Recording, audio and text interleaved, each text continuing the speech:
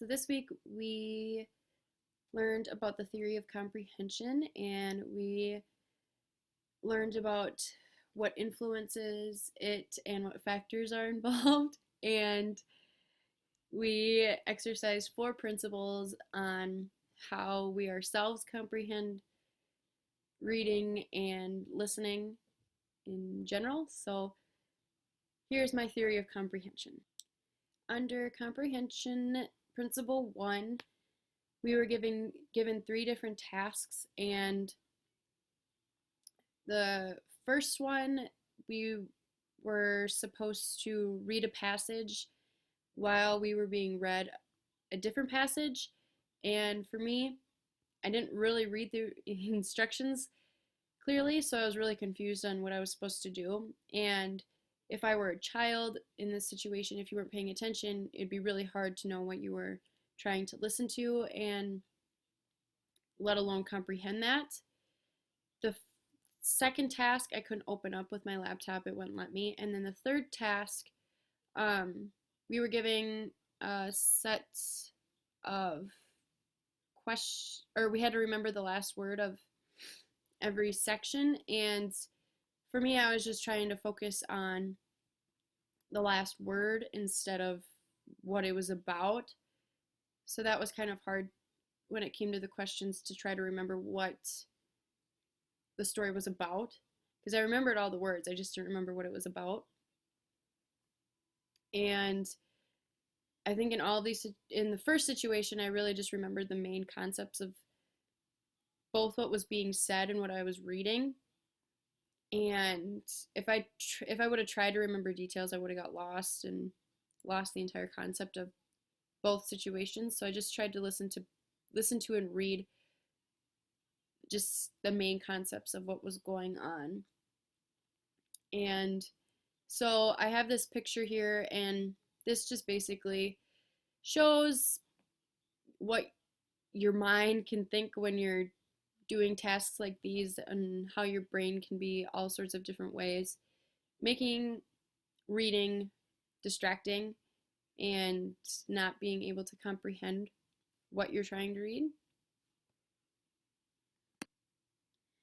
Under the second principle, we were assigned to read a task, or read 2 different passages. The first one, it almost felt like I was dyslexic because all of the words never made sense, and it was really hard to comprehend what was going on because none of the words made sense. And so I gave this description on kind of how I felt I was reading.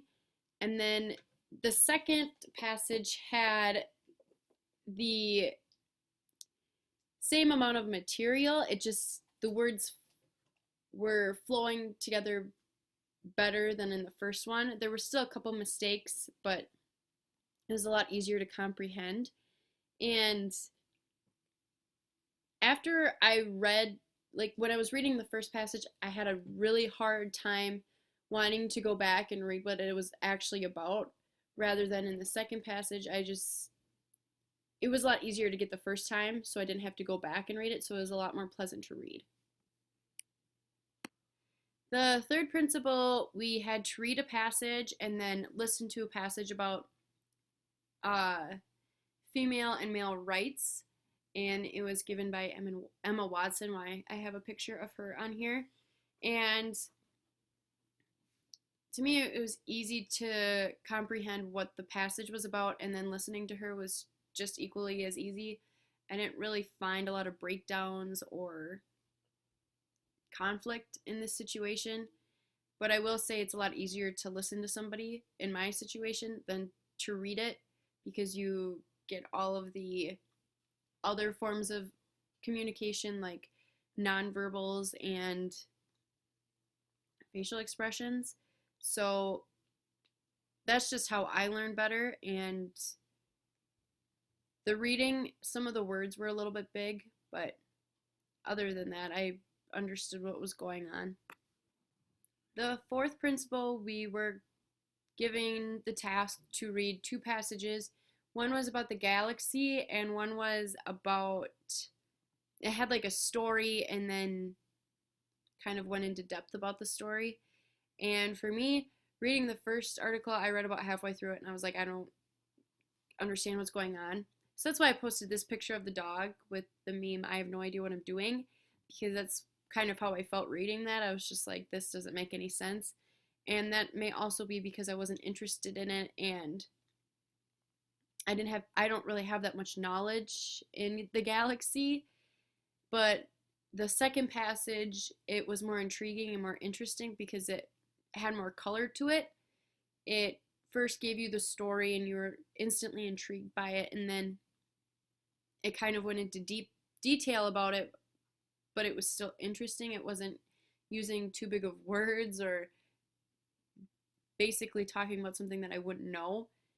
So the second passage was a lot easier to read, and I thoroughly enjoyed it. Overall, my theory of comprehension is that there's a lot of different factors that are involved, such as distractions and being interested in something. And if you have a learning disability, such as dyslexia or maybe a language disorder, and also, actually having a person present showing you what to do and telling you what to do, those are all factors in my theory of comprehension.